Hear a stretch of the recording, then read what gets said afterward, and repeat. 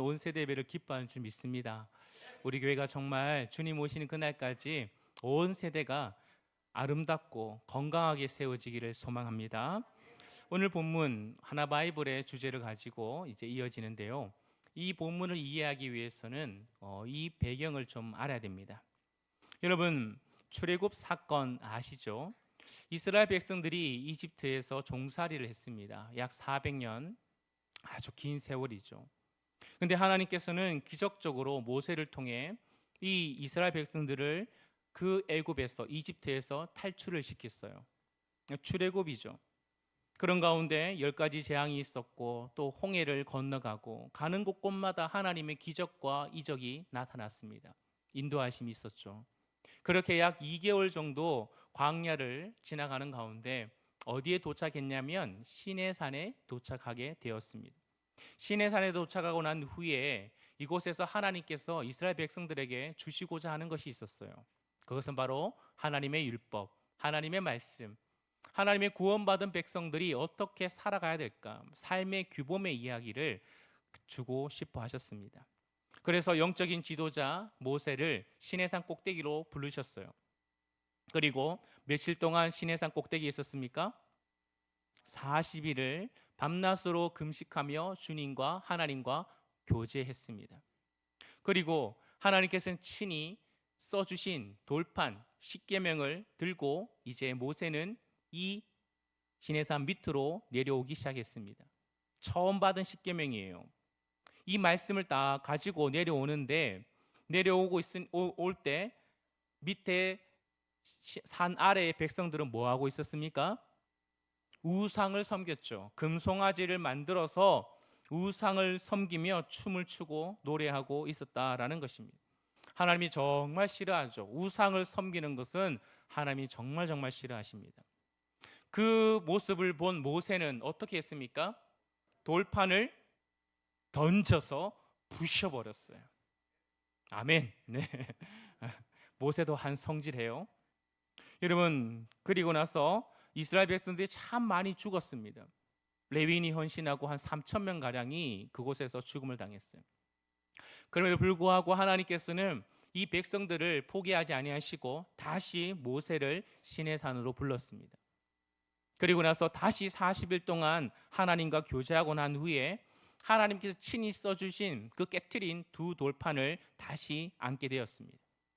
이제 40일이 지난 후에 모세는 이 돌판을 들고 이제 밑으로 내려왔습니다. 이때 내려왔을 때 여러분 모세의 얼굴이 변했다는 것입니다. 어떻게 변했을까요? 출애굽기 34장 29절 말씀을 한번 같이 읽어보겠습니다. 출애굽기 34장 29절 시작.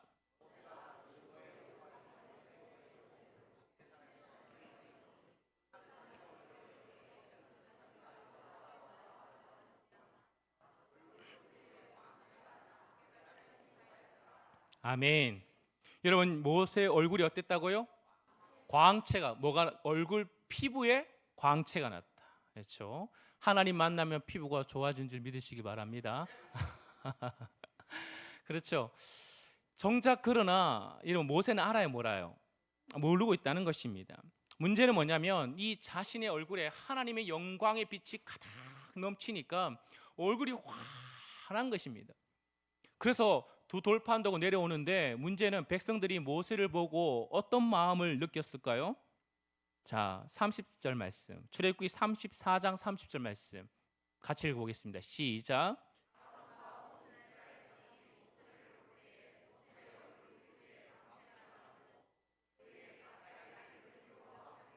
아멘. 뭐가 일어났다고요? 백성들 가운데 두려움이 일어났다라는 것입니다. 여러분 그래서 어떻게 했을까요? 31절과 33절까지 말씀 출애굽기 읽어보면 모세가 그들을 부르매 아론과 회중의 모든 어른이 모세에게로 오고 모세가 그들과 말하니 그 후에야 온 이스라엘 자손이 가까이 오는지라. 그러니까 내가 모세다라고 알려준 것이죠. 모세가 여호와께서 시내산에서 자신에게 이르신 말씀을 다 그들에게 명령하기를 원하는 거예요. 그래서 모세가 그들에게 말을 마치고 수건으로 뭐예요? 자기 얼굴을 가렸더라 그랬어요. 너무나 빛나는 얼굴을 비치니까 이 백성들이 두려워하기 시작한 거예요. 그래서 모세는 수건을 얼굴에 딱 쓰고 그렇게 하나님 말씀을 전했다라는 것입니다. 여러분, 모세는 왜 수건을 얼굴로 가렸을까요? 가장 큰 이유는 바로 하나님의 광채, 하나님의 영광의 빛이, 여러분, 거룩하신 주님을, 하나님을 만났습니다. 그 거룩한 하나님을 만났을 때 그 가운데 영광이 자신의 얼굴에 완전히 이렇게 스며든 것이죠. 그걸 가지고 그대로 내려왔을 때 여러분, 거룩한 하나님의 광채 앞에 설 수 있는 죄인은 아무도 없다는 것입니다. 인간의 죄악이 낱낱이 드러나잖아요. 좀 어둡고 조명이 껌껌한 데 있으면 우리가 뭐가 묻었는지도 몰라요. 옷이 맵시가 어떤지도 잘 몰라요. 그러나 밝은 데로 가면 어떻게 됩니까?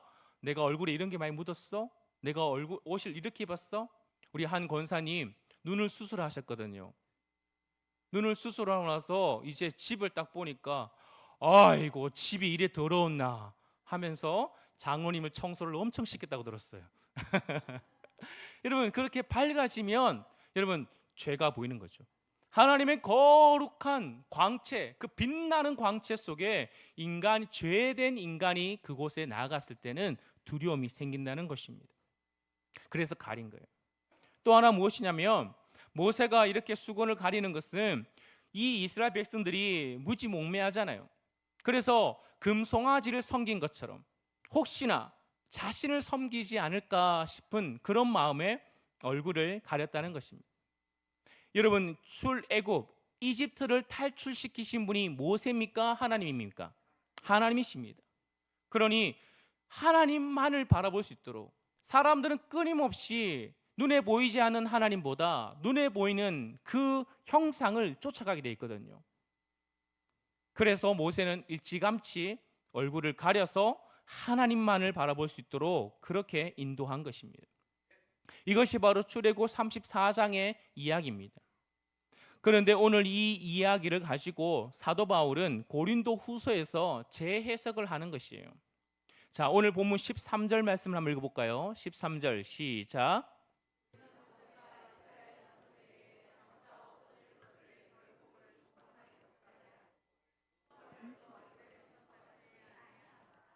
아멘. 바울에 따르면 모세가 얼굴에 수건을 쓴 이유는 뭐라고 얘기하냐면 장차 없어질 것에 결국을 주목하지 못하게 하려고 이렇게 나와 있습니다. 이 말이 뭡니까? 모세의 얼굴의 광채는 너무 찬란했습니다. 그러나 여러분, 이 얼굴의 광채 빛은 여러분 영원한 것입니까? 아니면 사라질 것입니까? 사라질 것이라는 거예요. 시간이 지날수록 점점 희미해지고 장차 없어질 광채다라고 알려주고 있는 것입니다. 모세의 그 빛이, 그 영광이 투영되었지만 일시적일 수밖에 없다라는 거예요. 그리고 모세조차 뭡니까? 그 인생조차 결국은 사라질 인생이다라는 것을 알려주고 있는 것이죠. 모세를 대표적으로 딱 말한다면 무엇을 의미하냐면 바로 구약의 율법을 상징하는 것입니다. 하나님이 모세에게를 통해서 주신 율법과 제사, 이것은 너무나 귀한 것입니다. 하나님이 직접 주신 하나의 메시지죠. 그러나 그것이 목적지가 아니라는 거예요. 율법 자체가 목적지가 아니라 율법을 통해서 하나님께서 보여주고자 하는 그 더 큰 영광이 있다라는 것입니다. 그 영광을 바라보기 위한 하나의 징검다리가 율법이다라는 것을 알려주는 것이죠. 여러분, 율법이 지시하고 있는 것, 모든 이스라엘에게 주신 그 메시지, 제사, 절기, 율법, 성망, 이 모든 것이 가리키는 분이 누구십니까? 그렇죠. 그 완벽한 영광, 바로 예수 그리스도를 의미하는 것입니다. 여러분, 율법은 그리스도께서 오시기 전까지 마치 빛을 비춰주는 밤하늘의 별과 달과 같은 거예요. 그러나 여러분 어때요? 해가 딱 뜨면 그 밤하늘의 별도 달도 다 사라지잖아요. 태양이신 그 예수의 빛이 딱 떠오르면 여러분 일시적인 그 빛인 율법의 빛이 다 사라지는 거예요. 이것이 바로 하나님이 인간을 향한 구원의 계획이다라는 것입니다. 여러분, 그런데 이스라엘의 백성들의 비극이 뭐냐? 지금까지 유대인들의 비극이 무엇이냐? 여러분, 그 사라질 수건, 그 일시적인 수건, 그 사라질 광채, 거기에 집착하고 있다는 것입니다. 그것을 벗지 못하는 거예요. 우리 14절 전반부를 한번 보십시오. 눈으로 따라오세요. 그러나 그들의 마음이 완고하여 오늘까지도 구약을 읽을 때에 그 수건이 벗겨지지 아니하고 있으니. 아멘. 여기까지. 여러분, 완고하여 그랬어요. 완고하다. 뭐가 완고하다고요? 마음이 완고하여 수건을 벗어야 되는 거예요. 여러분, 이 유대인들, 지금 신약의 이 시대, 이 고린도 교회가 세워지기 전에 예수님이 오셨어요? 안 오셨어요? 어허, 큰일 났네. 예수님 왔어요? 안 왔어요? 오셨죠. 오셨잖아요. 그런데 아직도 이 유대인들과 이 사람들은 수건을 그대로 가지고 덮어 쓰고 있다라고 비유로 말하고 있는 것입니다. 무엇이? 마음이 완고하여. 이 완고하다는 표현이 뭐냐면, 여러분, 굳은 살 알죠? 굳은 살, 딱딱한 거, 그런 거예요. 바로 이스라엘 백성들의 마음이 영적인 굳은 살로 배겨있기 때문에 그렇습니다. 돌덩어리같이 딱딱한 것입니다. 율법은 분명히 하나님의 율법의 정신은 사랑이고, 율법은 분명히 예수 그리스도를 가르쳐주고 있는데, 그래서 진정한 이 땅의 인간이 스스로 의를 지켜서 율법을 행해서 구원받을 사람이 아무도 없다라고 끊임없이 가르쳐주고 있는데, 이 사람들은 저 율법이 가르치는 예수, 율법을 통해서 깨닫게 하는 하나님의 은혜, 사모하게 하는 하나님의 은혜를 주목하지 않는 거예요. 그래서 계속 뭐합니까? 율법, 내가 율법을 지키면 구원받을 거야. 내가 율법을 통해서 나는 구원을 이룰 수 있어, 나의 의를 이룰 수 있어 라고 끊임없이 집착하고 있는 것입니다. 그 결과 수건이 가려졌으니 율법을 달달 외워도, 여러분, 율법을 통해서, 하나님 말씀을 통해서 예수가 보이지 않는 거죠. 유대인들은 모세가 죽고 수천 년이 지나고 바울 시대가 되었습니다. 이미 예수님께서 이 땅의 모든 영광을 보여주시고, 그리고 죽으시고 부활하시고 살아 역사하셔서 수많은 살아계신 주님이 지금도 교회를 세우고 있음에도 불구하고 그것을 전혀 알지 못하는 거예요. 왜요? 율법에 집착하고 있어. 내 눈에 콩깍지가 끼어가지고, 여러분, 보고 싶은 것만 보는 거예요. 율법 너머는 절대 보지 못하는 것입니다. 그러니 아무리 율법을 읽어도 여기 안에 진짜 참된 주인이신 율법이 가리키는 그 예수를 보지 못하고 있는 것입니다. 수건이 벗겨지지 않아서 그래요. 그렇다면 여러분, 수건 벗겨지는 유일한 방법이 뭡니까? 14절 하반절의 끝에 뭐라고 나와 있습니까? 14절 끝에 말씀에 그쵸? 그 수건은 그리스도 안에서 없어지리라. 아멘. 여러분, 그리스도 안에서 여러분 수건이 없어지는 거예요. 여러분, 물어볼까요? 여러분, 율법이 먼저입니까? 은혜가 먼저입니까? 율법이 먼저예요? 은혜가 먼저예요? 은혜가 먼저죠. 하나님께서 이스라엘 백성들을 택하신 것이 그들이 뭔가 잘나서 택했습니까? 아니에요. 신명기 말씀 보면 우리를 택하신, 하나님이 너희를 택하신 이유가 수가 많아서 뭔가 탁월해서 아니에요. 아무것도 아니에요. 하나님이 너희를 사랑해서 하나님의 은혜로 말미암아 여러분 그들을 택하신 거예요. 그래서 이스라엘 백성들을 구원하시고 이집트에서 구원해 주시고, 그리고 구원해 주시고 난 후에 바로 그들에게 살아갈 하나님의 삶의 방식, 바로 율법을 주신 것입니다. 혹여나 율법을 깨닫고 율법을 지켜야 되는데, 죄인인 인간이 율법을 완전하게 지킬 수 있는 사람은 아무도 없어요. 그래서 실수하거나 잘못하면 하나님께서는 그 가운데 벌을 주시고 그렇게 저주를 주시기보다, 하나님께서는 잘못하고 실수하는 가운데서도 뭘 또 길을 열어주셨어요? 제사의 길을 열어주셨어요. 하나님께 죄를 용서받을 수 있는, 하나님께 나아갈 수 있는, 은혜를 다시 입을 수 있는 제사와 절기의 제도를 통해서 하나님은 끊임없이 그들에게 은혜를 베풀어 주고 계셨다는 것입니다.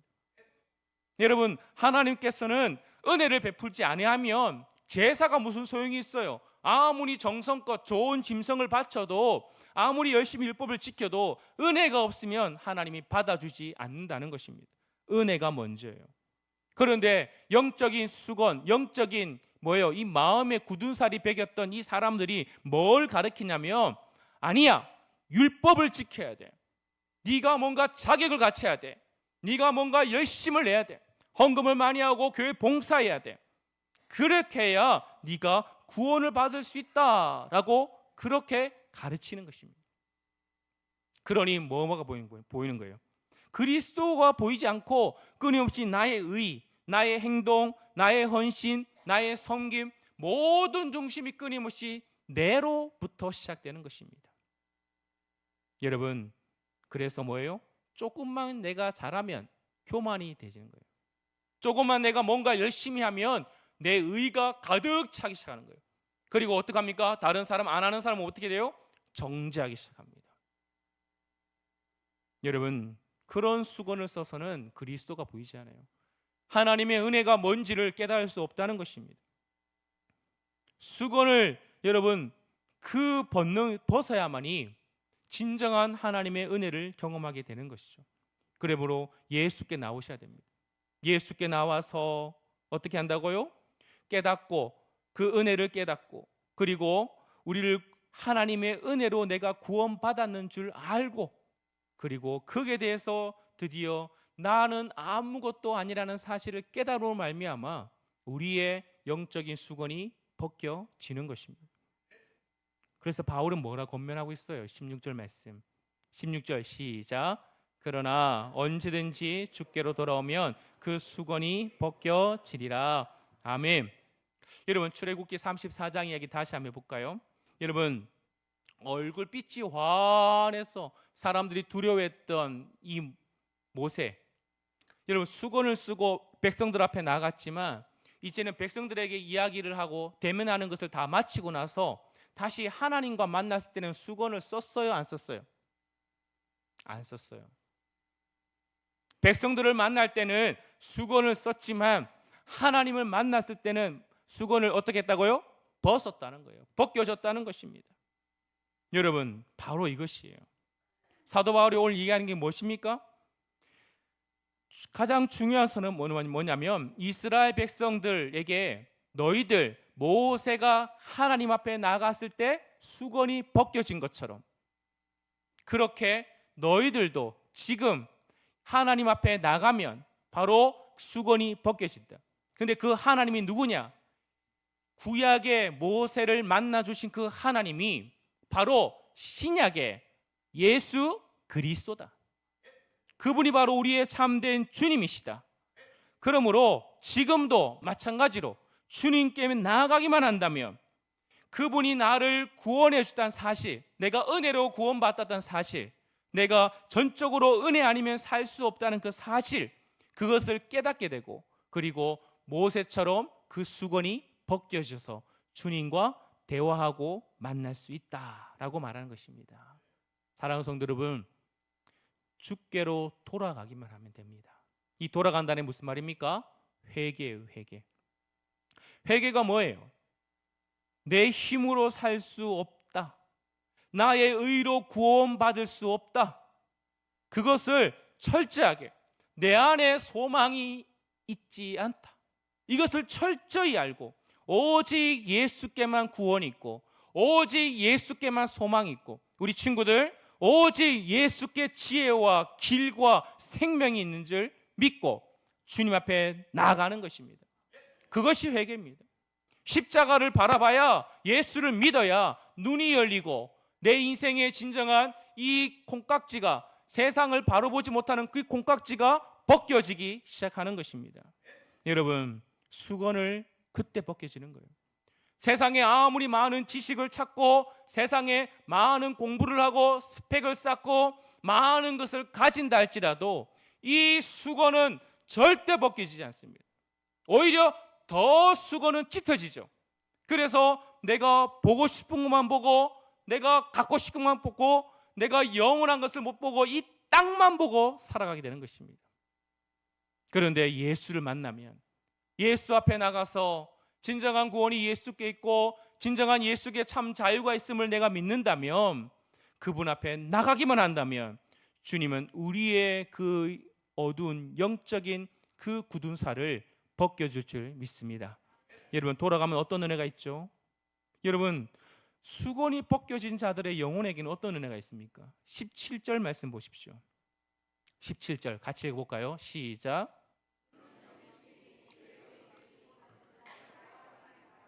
아멘. 첫 번째는 참된 자유가 있습니다. 여러분, 얼마나 감사해요. 여러분, 죄의 심판에서 우리는 자유한 줄 믿습니다. 우리는 더 이상 심판이 없어요. 죄의 책임을 더 이상 우리가 질 필요가 없는 줄 믿으시길 바랍니다. 여러분, 어떤 악한 세력도 우리를 넘어뜨리거나 하나님으로부터 끊을 수 없는 줄 믿으시길 축복합니다. 우리는 자유예요.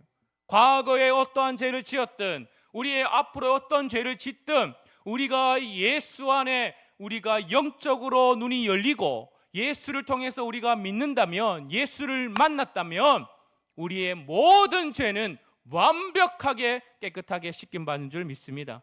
여러분, 로마서 8장 1절에서 2절 말씀, 우리가 매번 우리가 참회 기도 또 하는 말씀이죠. 한번 읽어볼까요?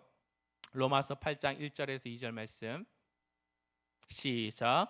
그러므로 이제 그리스도 예수 안에 있는 자에게는 결코 정죄함이 없나니 이는 그리스도 예수 안에 있는 생명의 성령의 법이 죄와 사망의 법에서 너를 해방하였음이라. 아멘. 믿으시길 축복합니다. 자유의 자유. 수건 쓰면 불안해요. 내가 충분한가? 내가 구원받을 수 있을까? 하나님 나 받아줄까? 내가 어떻게 하면 구원받을 수 있을까? 내가 어떻게 해야 될까? 끊임없이 뭔가 계속 불안해요. 내가 뭐 해야 되는 거 아니야? 내가 뭔가 이렇게 이루어야 되는 거 아니야? 율법의 감옥에 갇힌 거죠. 그러나 수건이 벗겨지면 어떡합니까?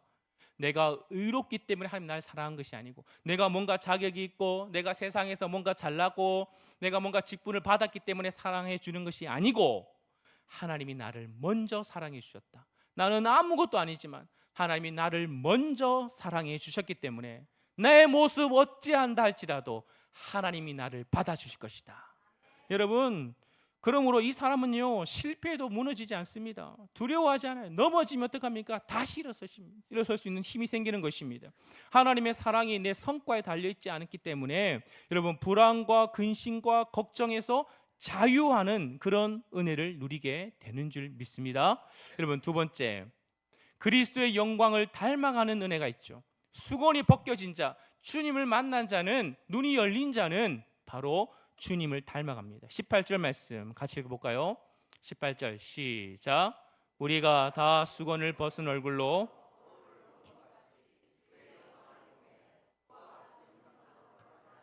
영광에서 영광에 이르니 곧 주의 영으로 말미암음이라. 아멘. 수건을 딱 벗고, 여러분 보세요. 거울을 딱 보니까 누가 보여요? 여러분 거울 보면 누가 보여요? 내가 보이잖아요, 그렇죠? 근데 거울 보니까, 수건을 벗고 거울을 보니까 누가 보인다는 거예요? 뭐가 보인다는 거예요? 그렇죠. 주의 영광이 보이는 거예요. 그리스도를 보고 나니까 내 얼굴이 어떻게 되었다? 주의 영광으로 가득하게 된다는 거예요. 놀라운 것이죠. 여러분, 이 시대 여러분, 거울은 어떤 거울일까요? 우리 경로 여행 때 우리 기독교 박물관 갔잖아요. 그때 거울 보셨어요? 청동 거울 보셨어요? 잘 안 보이잖아요, 그렇죠? 희미하게 보입니다. 그래서 바울은 고린도전서 13장 말씀에 지금은 거울로 보는 같이 희미하나 그때는 얼굴과 얼굴을 대하여 볼 것이요 라고 얘기했어요. 지금 거울은 여러분 청동을 깎아서 그렇게 한 것 때문에 희미하게 보입니다. 그런데요, 그 희미하게 보이는 거울 속에서도 주의 영광은 빛나게 된다는 것입니다.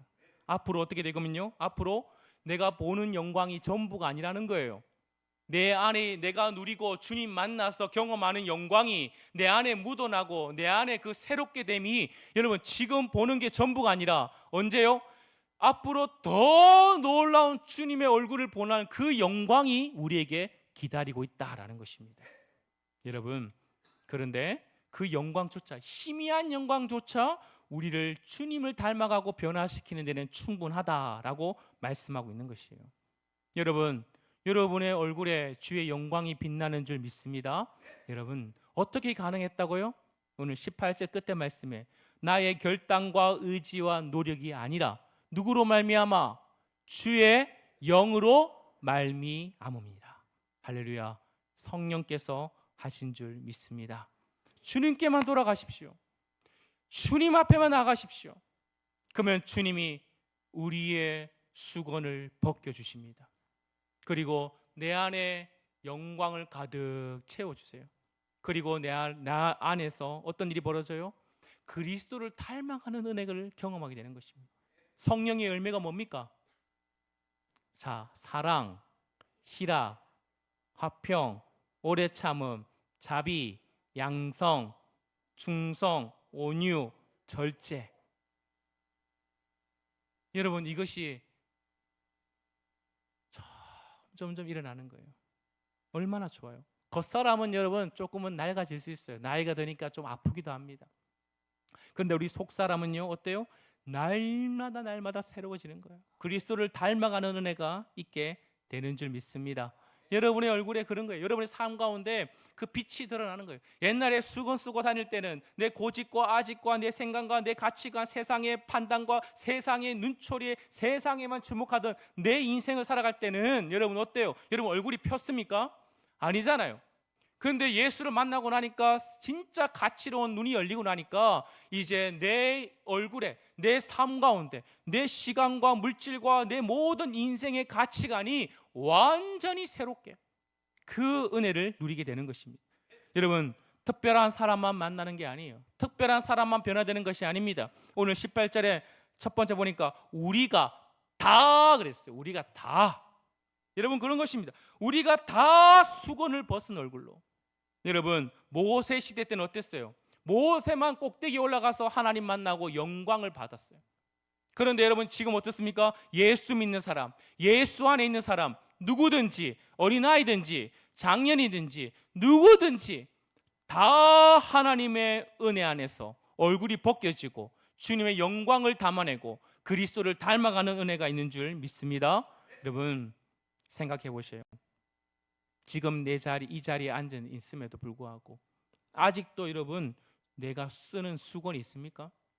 아직도 이 수건을 벗지 못하고 있어요. 이 정도 하면 괜찮겠지라는 자기 만족의 수건.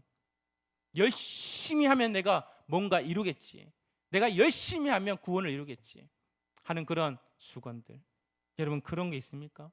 아니면 끊임없이 하나님은 너희들은 존귀한 자다, 하나님이 너를 사랑하는데 불구하고 끊임없는 절망과 죄책감에 내 인생의 아픔과 과거 때문에 하나님 앞에 설 수 없다고 율법의 그 잣대에 끊임없이 절망하고 있지는 않습니까?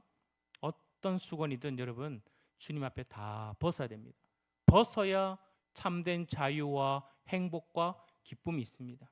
그러므로 사랑하는 성도 여러분, 매주마다 주의 전에 여러분 매번 여러분의 삶 가운데 말씀 앞에 주님 앞에 서시기를 축복합니다. 그러면 여러분은 모든 삶의 자유를 느낄 수 있어요. 여러분은 어느 순간 얼굴의 환함이 바뀌는 것입니다. 예배 드리고 갔는데 나가는 순간 여러분 어때요? 사람들이 봐야 되죠. 네 오늘 예배 드리고 왔나? 왜? 뭐 티나나? 어떻게 해요? 얼굴이 환해졌다는 거예요. 여러분 이런 우리의 은혜를 맛봐야 될 줄 믿습니다. 네 오늘 예배 드리고 온 사람 맞나? 얼굴에 세상 근심 다 가지고 뭐 어때요? 찌든 표정 다 가지고 그렇게 가정으로 가고 그렇게 삶에 살아가면 안 되겠죠. 여러분 말씀을 읽을 때마다 예배 드릴 때마다 주님의 오는 그날마다 여러분 이곳에 오실 때마다 매주마다 사모하셔야 돼요.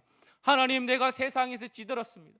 내가 세상에서 때로는 어렵고 힘겨울 수 있습니다. 그러나 오늘 예배를 통해서 오늘 주님 만남을 통해서 오늘 내가 말씀을 펴고 내가 기도의 자리를 통해서 하나님 내 잃어버린 빛이 영광의 빛이 다시 가득 채워 주시옵소서. 그리고 내가 가는 곳곳마다 일터나 가정이나 삶의 자리에 어느 곳에 가더라도 나를 통해 어둠이 물러가고 하나님의 영광이 드러나는 삶을 살아내게 하여 주시옵소서.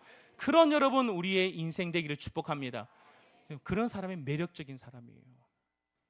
여러분이 정말 주의 영광으로 매력이 넘치는 하나님의 사람 되기를 주의 이름으로 축복합니다. 우리 다 함께 일어나셔서 우리 찬양합시다.